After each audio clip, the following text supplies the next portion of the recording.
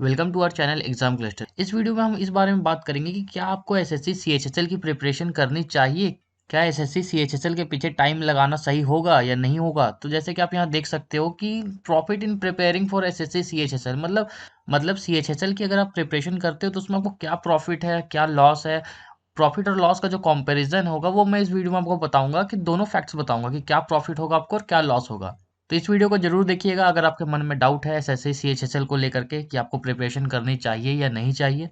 तो चलिए इस वीडियो को शुरू करते हैं। वीडियो शुरू करने से पहले मैं आप सभी को अनअकैडमी 20% डिस्काउंट के बारे में बताना चाहूँगा जो कि 19 फेब तक चल रहा है। तो अगर आपको कोई भी कोर्स अगर अनअकैडमी से भी परचेज करना है तो अभी कर लीजिए क्योंकि इसमें 20% अभी डिस्काउंट चल रहा है। बस आपको यहाँ पे exam cluster 10 coupon code use करना है। जब भी आप परचेज कीजिएगा कोई भी कोर्स तो एग्जाम क्लस्टर 10 कूपन कोड जरूर यूज कीजिएगा। इससे आपको 20% डिस्काउंट मिलेगा। वो भी याद रखिए कि ये 19 फेब तक का ही है। तो अभी जल्दी से जल्दी इसे परचेज कर लीजिए ताकि आपको 20% डिस्काउंट मिल जाए अनअकैडमी पे। अगर आप घर बैठे बैठे एसएससी सीएचएसएल एग्जाम के लिए प्रिपरेशन करना चाहते हो और आपको ऑनलाइन कोचिंग की ज़रूरत है तो आपको अनअकैडमी से कोर्स ले लेना चाहिए क्योंकि अनअकैडमी में आपको बहुत सारे चॉइसेस मिलेंगे टीचर्स के मामले में। मैथ्स के आपको बहुत सारे टीचर्स मिलेंगे, इंग्लिश के मिलेंगे, हर एक सब्जेक्ट के आपके पास मनपसंद टीचर्स होंगे अलग अलग। तो अगर आपको घर बैठे बैठे प्रिपरेशन करना है तो अनअकैडमी आपको ले लेना चाहिए। और अनअकैडमी में जितने भी टीचर्स पढ़ाते हैं उनकी क्वालिटी के बारे में आपको तो पता ही है कि सारे के सारे टॉप एजुकेटर्स हैं। तो आपको बेस्ट टीचर्स यहाँ पे मिलते हैं अनअकैडमी में। तो अगर आपको ऑनलाइन ट्यूशन लेना है तो अनअकैडमी बेस्ट है आपके लिए। अब चलिए देखते हैं कि क्या प्रॉफिट है एसएससी सीएचएसएल एग्जाम के लिए। अगर आप प्रिपरेशन करते हो तो आपको क्या प्रॉफिट होगा इससे। तो एक एक करके पॉइंट बाय पॉइंट हम देखते हैं। सबसे पहला देखिए, जो सबसे पहला पॉइंट है वो है कि इसमें एग्ज़ाम प्रोसेस जो है एसएससी का वो बहुत ही ट्रांसपेरेंट है। मतलब आपका एग्ज़ाम कब होगा, कहाँ हो रहा है, उससे रिलेटेड कि आपका आंसर की आएगा। आंसर की में आप एग्ज़ैक्ट देख सकते हो कि आपने कितना सही किया, कितना गलत किया। मतलब आपको हर एक-एक स्टेप की जानकारी आपको दी जाएगी कि आपने कहाँ क्या किया है। तो इसमें एग्ज़ाम प्रोसेस ट्रांसपेरेंट होता है। उसके बाद हम देखते हैं अगला। अगला जो पॉइंट है वो है एग्जाम इज कंडक्टेड एवरीवेयर। ये जो एसएससी सीएचएसएल का जो एग्जाम है ये हर साल होता है। 2016 में, 17 में, 18 में, 19 में, 20 में, मतलब हर साल ये एसएससी सीएचएसएल का एग्जाम कंडक्ट कराया जाता है। तो अगर आपका एक आध सीएचएसएल का एग्जाम अगर छूट भी जाता है या खराब जाता है तो आप अगले वाले सीएचएसएल में इंप्रूव कर सकते हो क्योंकि यहाँ पे गारंटी है कि ये हर साल होगा। तो ये एक बहुत ही अच्छा फैक्ट है इस एग्जाम के बारे में कि ये हर साल होता है। फिर जो अगला पॉइंट है वो ये है कि it offers job in 40 to 50 departments and ministries. मतलब कि 40 से 50 डिपार्टमेंट और मिनिस्ट्रीज हैं एसएससी सीएचएसएल के अंडर में जिसमें आपको जॉब मिल सकता है, जो कि आप यहाँ पर लिस्ट में देख सकते हो। और इन सब में से किसी में भी आपको जॉब मिल सकता है डिपेंडिंग ऑन योर मार्क्स कि आप कितना मार्क्स लाते हो।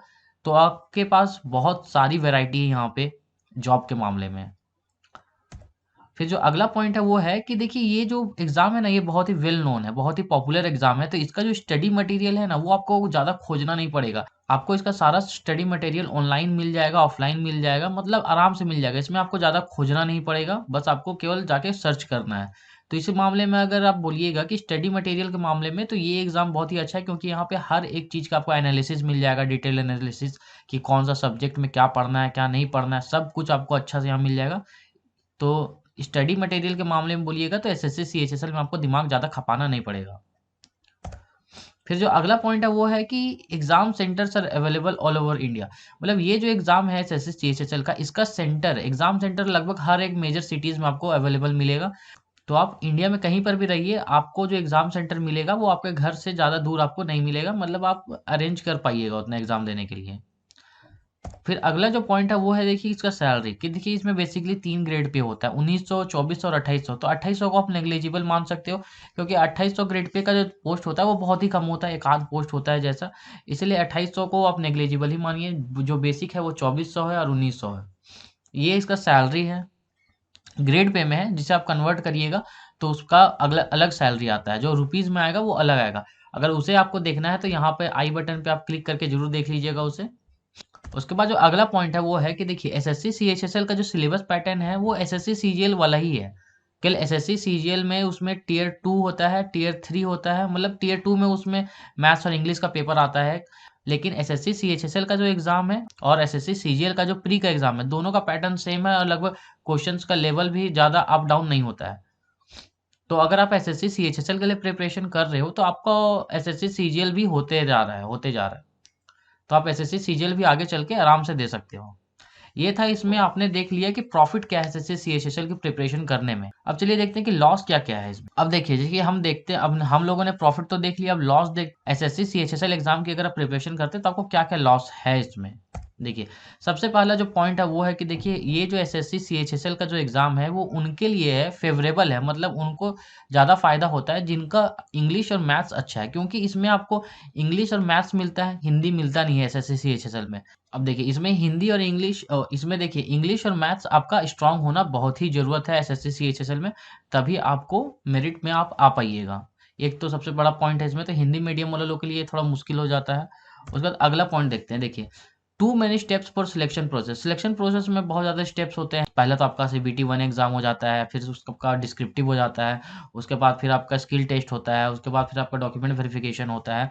अब ये देखिए, ज़्यादा स्टेप्स नहीं है, लेकिन मैं इसने इसे क्यों इंक्लूड किया वो अगला पॉइंट से आपको पता चल जाएगा। देखिए, selection process is very long and it takes too much time, क्योंकि जैसा मैंने बताया आपको कि इसमें जैसे कि सीबीटी 1 एग्ज़ाम हुआ, फिर डिस्क्रिप्टिव का एग्ज़ाम हुआ, फिर आपका स्किल टेस्ट हुआ, उसके बाद डॉक्यूमेंट वेरिफिकेशन हुआ, तो इतना ही 4 प्रोसेस करने में ये लोग बहुत ज़्यादा टाइम लगा देते हैं। मतलब हर एक प्रोसेस के बाद लगभग 4 से 5 महीना, 6 महीना टाइम लगाते-लगाते ये बहुत ही ज़्यादा घिंच जाता है। उसके बाद जो अगला पॉइंट है वो है, देखिए कि unwanted delays like due to court case. Court case अगर हो गया गलती से तो फिर उसमें अलग डिले हो जाता है। जैसे कि पिछले एक सीएचएसएल में हुआ था कि यूएफएम अनफेयर मीन्स के नाम पे कोर्ट केस हो गया था, जिसमें कि बहुत दिन तक वो जो जॉइनिंग प्रोसेस जो था वो लटक गया था। ये सारा चीज़ आपको बैंक्स के एग्ज़ाम में नहीं देखना पड़ेगा। बैंक्स का एग्ज़ाम होता है तो 6 महीने में वो लोग कंप्लीट कर देते हैं, बट एसएससी में ऐसा नहीं होता है। इसमें मतलब खिंचता है, मामला खिंच जाता है। जॉइनिंग प्रोसेस का जो मामला होता है वो खिंचते जाता है, कुछ भी दिक्कत आने से। उसके बाद जो अगला पॉइंट है वो है कि जैसे कि मैंने आपको बताया कि इसमें 40 से 45 डिपार्टमेंट्स हैं जिसमें आपको जॉब मिल सकता है। हाँ, ये बात सच है कि इसमें आपको जॉब मिल सकता है, लेकिन जो सबसे पॉइंट वाला बात ये है कि जो भी पॉपुलर डिपार्टमेंट्स हैं, जैसे मिनिस्ट्री ऑफ एक्सटर्नल अफेयर्स हो गया, इलेक्शन कमीशन हो गया, उसके बाद फिर आईबी हो गया, सीबीआई हो गया, जैसे कि फिर एनआईए हो गया, मतलब जितने भी इसमें जो पॉपुलर डिपार्टमेंट्स और मिनिस्ट्रीज़ हैं, उनका कट ऑफ बहुत ही हाई जाता है। ये भी एक बहुत बड़ा मतलब इश्यू है इसमें कि 40-45 डिपार्टमेंट्स तो हैं, बट उनका जो कट ऑफ होता है उसमें रीच करने के लिए आपको बहुत ही ज़्यादा मेहनत करना पड़ता है। उसके बाद जो अगला पॉइंट है वो बहुत ही इंपॉर्टेंट पॉइंट है। इस पॉइंट को ज़रूर ध्यान दीजिएगा कि जो सीएचएसएल एग्ज़ाम होता है वो टोटल 300 मार्क्स का होता है।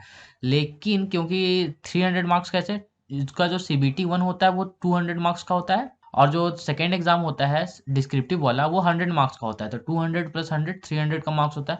लेकिन 100 मार्क्स जो होता है इसका डिस्क्रिप्टिव पेपर का, वो आपके हाथ में नहीं होता है। वो आपके हाथ में क्यों नहीं होता है वो मैं आपको बताता हूँ। क्योंकि जो सीबीटी एग्ज़ाम होता है, कंप्यूटर बेस्ड टेस्ट 1, मतलब जो सीबीटी एग्ज़ाम जो होता है फर्स्ट वाला 200 नंबर का, उसमें तो भाई 200 में 200 नंबर आपके हाथ में है कि आपने अगर मल्टीपल चॉइस क्वेश्चन है सही किया तो आपको 200 में 200 मिल जाएगा, नहीं किया तो नहीं मिलेगा।